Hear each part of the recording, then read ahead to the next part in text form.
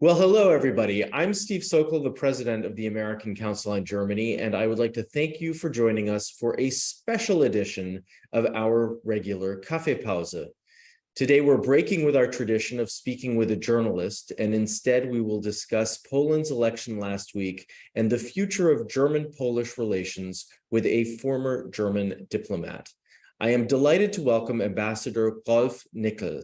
He served as Germany's ambassador to Poland from July of 2014 until the end of June of 2020, and he is currently the vice president of the German Council on Foreign Relations, or the DGAP. Rolf, herzlich willkommen. Thank you very much for having me. It's great to be with the group. Well, I'm delighted to have you, and I can hardly think of a better person to help us really parse what's going on in Poland. I know that you're off to Poland again later this week, and you just released a new book about Polish politics. And so obviously you have your finger on the pulse of what is going on in Poland. I think it's fair to say that last Sunday was a very important election for Poland, and there is the real prospect for change in government. The Governing Law and Justice Party garnered just over 35% of the vote.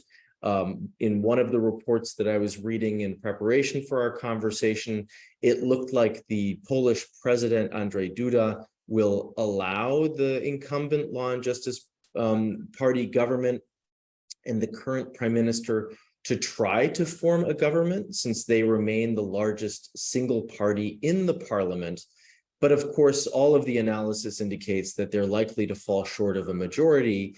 And this leaves an opening for the Civic Coalition, which is the main opposition party and garnered 31% of the vote. It's led by the former Prime Minister Donald Tusk, and that this party is in a very good position to form a new government with two smaller centrist and progressive parties. In an interview after the election, Rolf, you described this as a historic victory for the opposition, and even said that the election results could be described as a European spring. Can you talk to us a little bit about the election results and why you see this as such a breakthrough? Yeah, absolutely.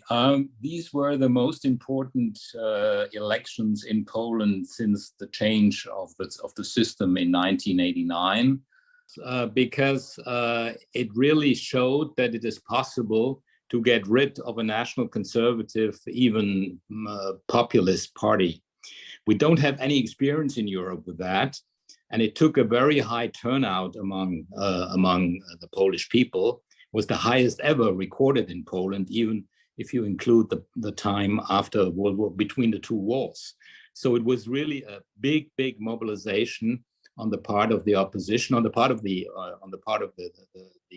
present government as well, but also very much on the part of the opposition, and that really created this atmosphere, which led to this very important victory, which signified, in my view, a return of Poland to the European scene in a very mighty way. They really showed that it is possible to change such a government, which was entrenched and which had led to lots of problems with Brussels, also with Germany and Ukraine. And now this is gone, and there is at least an opportunity now, let's say a window of opportunity for a real change in the government policies, both domestically and also foreign policy-wise. So I think it's really a big deal, and it's now upon the Polish society and Polish president to organize the transition, and for us as a neighboring government and friend and partner and ally, to help Poland in this situation. We should not be in any way trying to push them in any way whatsoever, but trying to be helpful also with respect to our own policies. So I'd like to get into some of the domestic and foreign policy implications of this, but before we do that, one of the things that was striking about this election was the very high turnout. I think it was just over 74% voter turnout. This was 12% higher than 2019. Obviously, there was a lot at stake. And from what you just said, both on the government side and on the opposition side, there was a big push to mobilize people to go vote. From one of the assessments I read, there was also a large number of young people that went and voted. Can you talk a little bit more about this high voter turnout and what that tells you about the mood in Poland right now? Yeah, it's absolutely true. It was a very, very high turnout, and specifically due to the young generation, but also to female voters. And that showed that the kinds of policies the National Conservative Government of Law and Justice implemented over the last 8 years had a big impact on the life of females, specifically with respect to abortion, but also to the young generation who kind of was fed up with what was happening. It was true that the present government implemented a number of important social policies, and that had an effect in the past. But now people kind of were fed up with the whole situation and recognized that the changes in the judicial system, the curtailment of critical opinions on national TV, etc. So there was a real feeling that something had to happen. And I mean, contrary to other countries, let's say like Hungary or so, in this specific case, it was really possible, and probably, and that was one of the important things as well, probably was the last moment where it was possible, because another 4 years of the government of law and justice would probably have made it very difficult, if not impossible, to change it. So it's a real breakthrough, and good news for all the democratic forces in Europe that try to prevent or abandon these kinds of policies. And we'll talk about some of the challenges ahead for a new government, particularly as we start talking about some of the domestic implications. But what's the current state of negotiations to form a new government? My understanding is that there are sort of parallel talks going on. Exactly. First of all, now there have to be talks with the different government formations. President Duda is conducting those talks, and then there is 4 weeks till the opening of the new parliament, and then there's another 2 weeks that the president has to nominate a candidate for prime minister, and then the prime minister has some time to form this government. So there is time in which things can happen, in which people can make their choices, but also, of course, maybe some unpleasant things can happen. But nevertheless, I'm confident that by the end of the year, even before Christmas, we will maybe even earlier, we will have a new Polish government, which will then, of course, have to deal with the fact that there is what they call cohabitation with a president that is from the other camp. And not only the president who is from the other camp, but also the Constitutional Tribunal, which is packed with supporters of the old government, of the present government.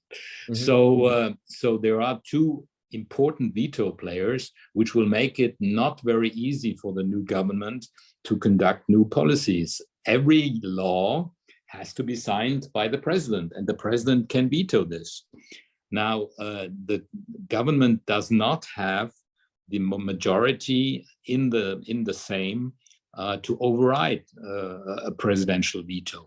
Or the president could play for time and transfer it to the Constitutional Tribunal.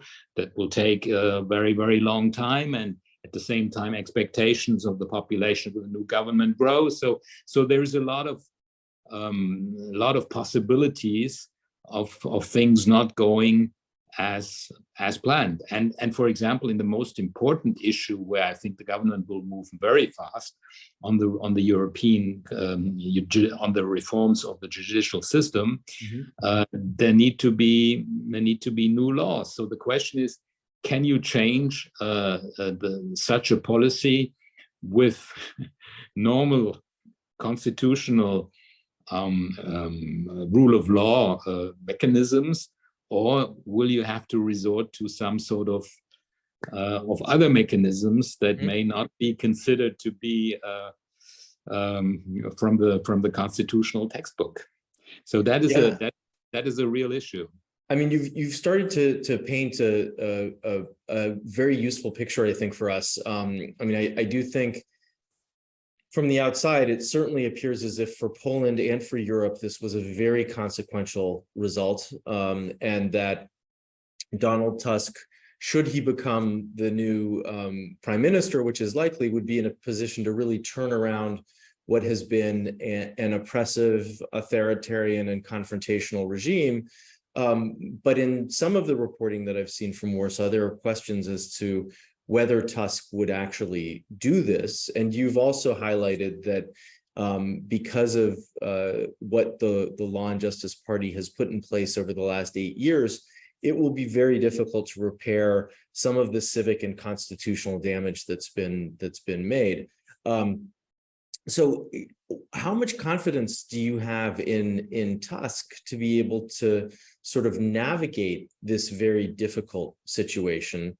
And how much confidence do you have in him to be able to manage what could also be a complicated coalition government? Yeah, these are very important questions. However, I think that, first of all, I have a lot of confidence in the Polish people who have shown what they have voted for in this election, and it has been a clear result. If the result hadn't been that clear, I could have seen Kaczynski sort of imitating somehow a former US president. Now the result has been so clear that this is now completely impossible. So I think that at the end of the day, the transformation or the transition process will go relatively smoothly. I think the coalition government that will come into power, that is Donald Tusk with his civil, what is called in English, civilian platform, and the third way and the new left, they will stick together. I think Kaczynski already tried to break up that coalition. He didn't succeed, and I don't think he's going to succeed with any of that. So Tusk is the unchallenged leader of this coalition, and he has been very experienced, twice prime minister in Poland. He has been head of the president of the European Council, so he has a lot of domestic and international experience, and I have a lot of confidence that he'll manage to do all this. But the question is how. The question is whether he needs to resort to some means not out of the textbook, and that may then create other problems. But I'm relatively confident that he'll be able to change the system in a way that will make it possible to release the 35 billion euros that are held back because of the problem with the judicial system. So before we sort of turn to some of the broader implications for Europe, I want to maybe push you a little bit on the clear result. Yes, you're absolutely right about the results of this election, and that it's not contested the way that some other elections have been. And yet what we're also really seeing is deep divisions in Polish society that we're seeing in other countries as well. There's particularly a strong urban-rural divide. We're seeing a real sort of rise of that populist movement on the right, and a polarization of politics in Poland. Can you talk a little bit about some of these differences and whether you think that they have become sort of insurmountable? Is this just sort of a way of the future, or does this fit in with, you know, a trend again that we're seeing in other parts of Europe and even here in the United States? Well, I think it's true. Polarization of the society is very important in Poland, and Law and Justice lost the election, but gained the highest number of votes, 35%. So more than 1/3. In general, then, as you said, which is absolutely correct, there is a divide between the city and the countryside. There's also a divide between the east and the west, and the north and the south, which, by the way, goes back to the old days of Poland's division in the 19th century, essentially. So there are these dividing lines, and probably the most important task of the new government will have to be to somehow try to unite the country more. I'm, though, relatively skeptical whether this will be possible, because of what had been done and how to repair it. So. So that Tusk said that he will try to repair this, but also judging from the comments of Kaczynski and others after the election, there's a lot of hatred. There's a lot of feeling of being betrayed. Even, I mean, Kaczynski is still saying that the new government won because there's been foreign influence from Germany and from Russia. So that does not, in my view, bode well for a real overcoming of this polarized situation. Mm-hmm. But we'll see. Maybe I'm wrong. Maybe things will go much smoother than I think now. But this is quite an issue and quite a challenge at this stage. And it will be important. I mean, Poland has shown the way how to get rid of this old government. Mm-hmm. It has now to show to Europe how to mend fences after such an event, and parties in other countries in Europe will look very closely how the Poles do this, and some say now the real work starts. I'm not sure, because they already did a great thing, yeah. But it's far from the whole thing is far from done. Yeah. I mean, obviously, this is a work in progress, and we'll have to be watching it, you know, in the weeks and months and years ahead.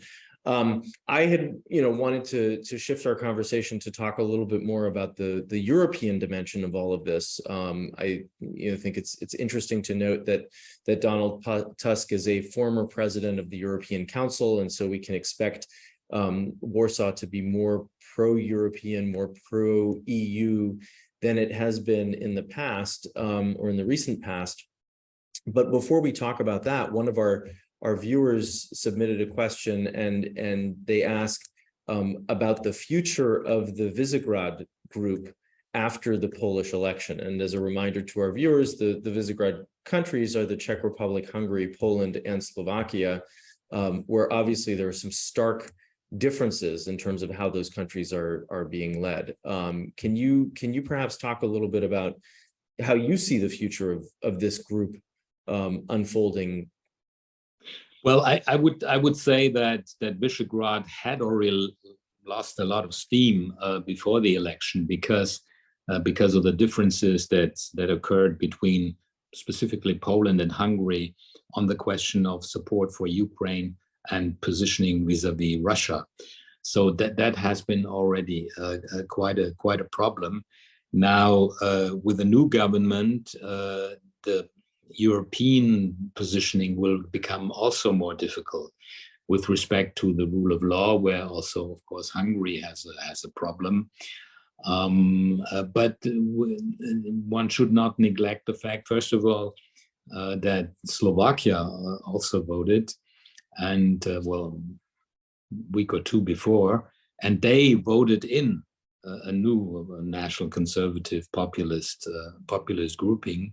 So we'll have to see, but it makes a difference. Slovakia is of course a lot smaller than Poland, and it's also clear that some European policies, I'm talking specifically about migration, will continue to be very difficult with the Brussels mainstream. Mm-hmm. So Visegrad in the past played an important role in getting countries together that are rather skeptical vis-a-vis the migration policies as they are formulated in Brussels. Hungary and Poland voted against the latest decision on the common asylum policy in summer. So I would presume that what we will see is that Visegrad will probably stick together on some issues, mm-hmm. but will probably not be the kind of new power center which formulates some sort of alternative policies across the board. Certainly, mm-hmm. it will not become institutionalized, and it may lose further steam down mm-hmm. the road. You know, listening to you talk, and correct me if I'm wrong, but I think that you believe that Donald Tusk is in a position to really bring Poland back into the European orbit, and that he'll be doing anything that he can in order to make the necessary changes to make Poland a reliable member of the EU and partner of the EU. How do you think Poland under Tusk might think about questions around European expansion, particularly when it comes to the conflict in Ukraine? Well, first of all, I think the most important thing that we will see right away is a change in rhetoric. The old government, of course, engaged in some very strange rhetoric vis-a-vis Germany and vis-a-vis the European Union, and I think that rhetoric will change substantially. Mm-hmm. That's the first point. The second point, of course, we will see changes with respect to the rule of law issue. This has been an important issue for all of us, including in Polish society, and so there will. And Tusk has made quite clear that he wants to change that. So that will already change enormously the situation. But there will be a number of other issues where things will be much more difficult. I already mentioned migration, but you mentioned the further formulation of a common European Ostpolitik, if you wish. Mm-hmm. And there, of course, we have, as Germans, have to recognize the fact that our Ostpolitik and our policy vis-a-vis energy security has cost us a lot in terms of confidence and credibility on the eastern flank. And so we will have to reckon with that. And Poland, of course, will continue to be a strong supporter of I think of the present policy of, I would say it is already containment of Russia and support of Ukraine. Now, the old government had in the last phases of the campaign had engaged in some strange anti-Ukrainian posturing, grain deal, and of course announcement of end of support, military support. That I think has to be put into the category of the election campaign, where there were groupings who were critical and where peace wanted to attract voters. Mm-hmm. Now, I think this will cease. I think we will see a much more forthcoming policy vis-a-vis Ukraine by the new government. And but we have to recognize the fact that in as much as Ukraine gets closer to the European Union, and of course it has candidate status now, and we need to do everything, in my view, to make an integration of Ukraine into the European Union possible. Quite well, it will not happen very fast, but as fast as possible. And that will and that will of course create more problems with Poland, because Poland is a competitor in terms of let's say agricultural policy. It's also a competitor with respect to European funds. Poland may even in the next phase become a net payer. Right now is the biggest net recipient with 140 billion euros in 7 years. Yeah. Quite a sum. So that will certainly, with Ukraine getting closer, with Ukraine entering the European Union, that will at least decrease, if not completely disappear. And it will, I mean, in terms of weight, in terms of the country itself. I mean, Ukraine is a very big country in Europe, bigger than Poland in terms of extension, but also in terms of population. So this might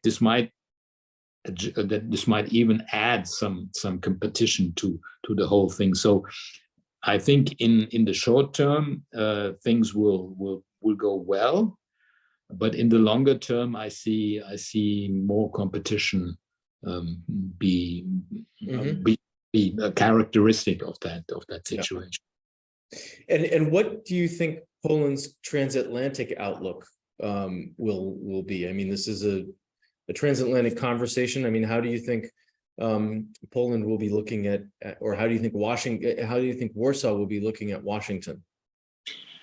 Well, I think even the old government had looked to Washington much more than it looked to Brussels.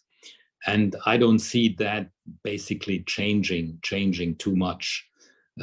In terms of military cooperation, there are about 10,000 US troops now on Polish soil.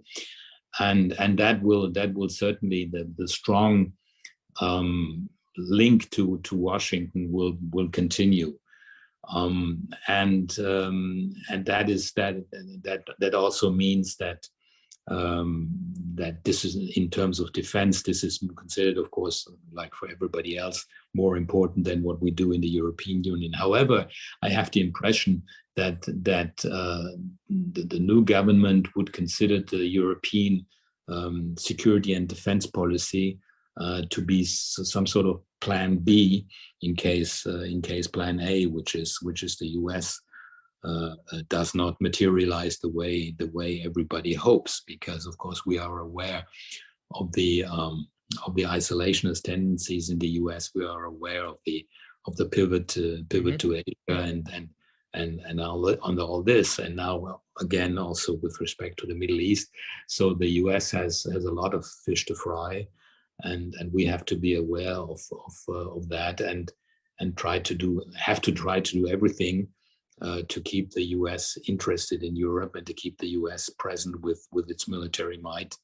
And in this respect, I think there is no real difference between Germany and Poland.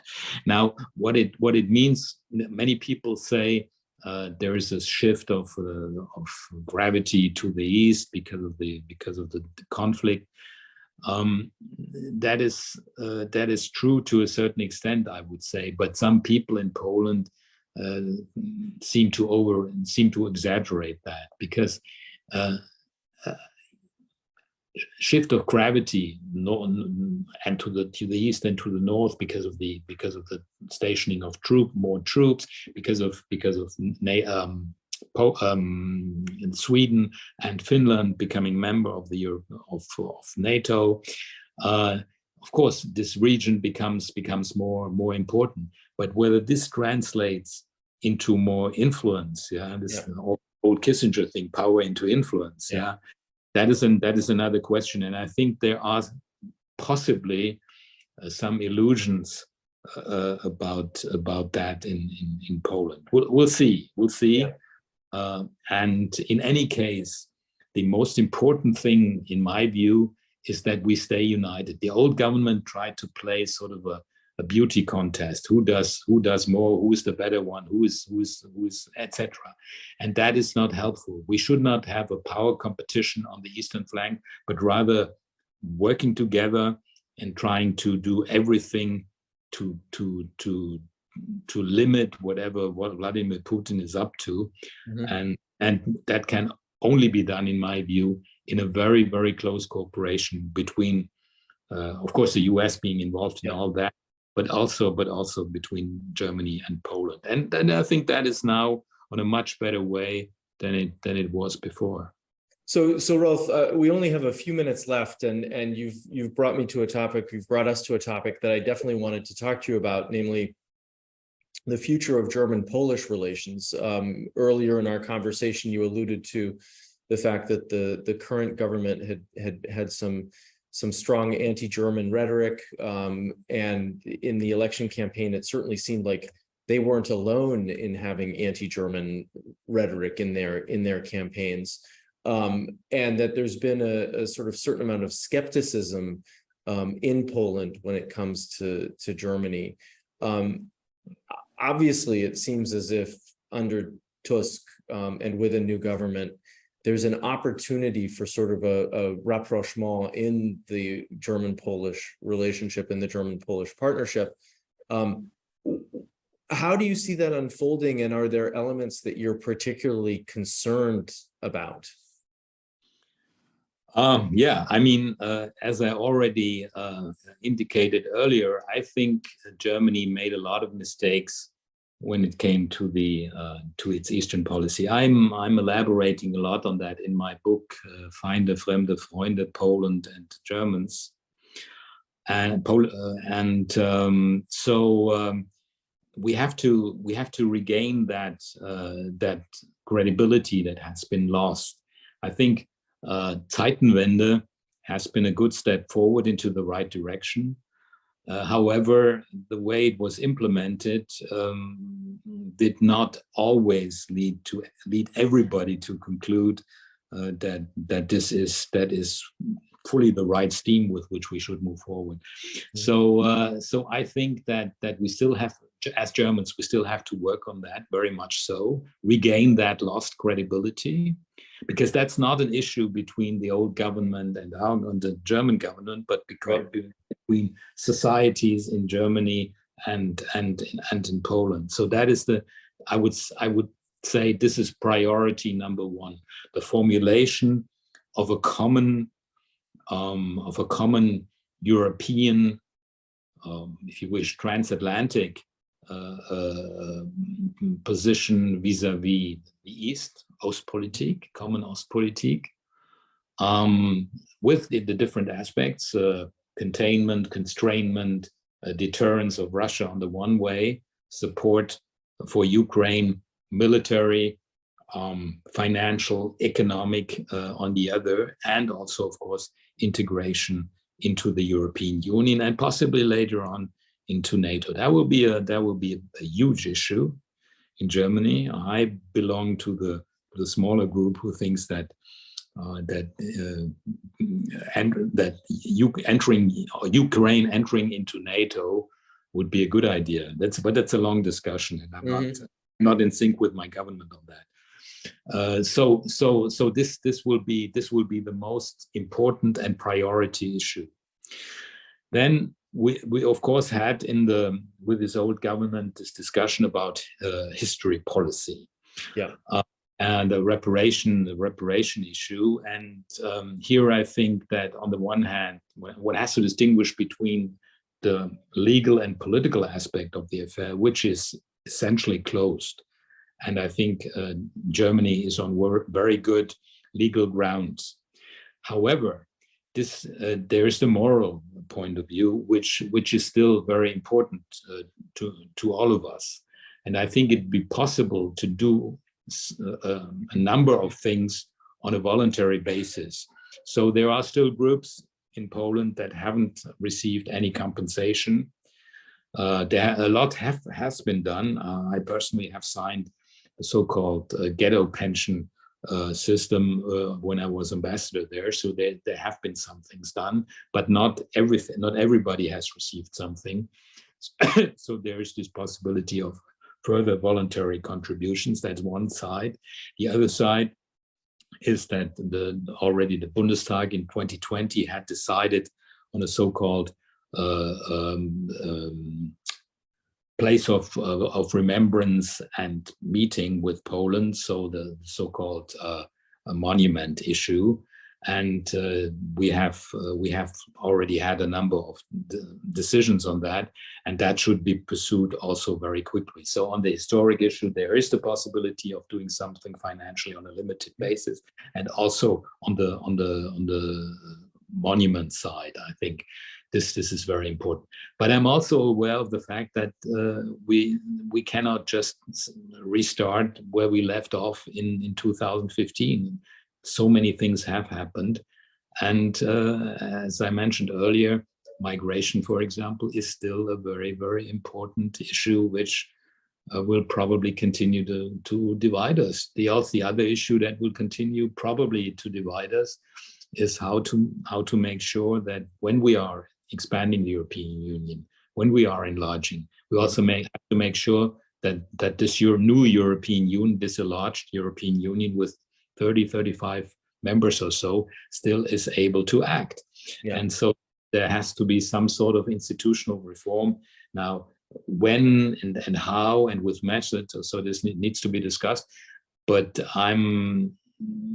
I think that with Poland, that will be a rather more difficult discussion in a much more positive setting. But the real interest on these things are differing, I think. Well, and I think you've done a wonderful job today of sort of helping paint a picture for us of what really some of the opportunities are moving forward, but also what some of the pitfalls or challenges are moving forward, both for the new government, but also when it comes to the relationship between two neighbors, right? Between Poland and Germany. Rolf Nikel, herzlichen Dank to you. I really want to thank you for taking the time to help us understand more deeply the results of the election and highlight for us some things to watch in the weeks ahead as the new government forms, and then even after that, once the new government is in place.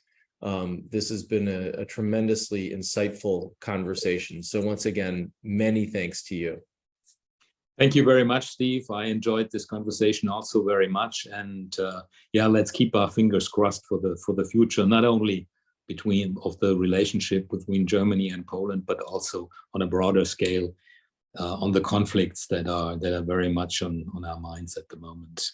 Absolutely. So with that, many thanks, and I hope to see you soon. So do I. All the best. Thank you very much.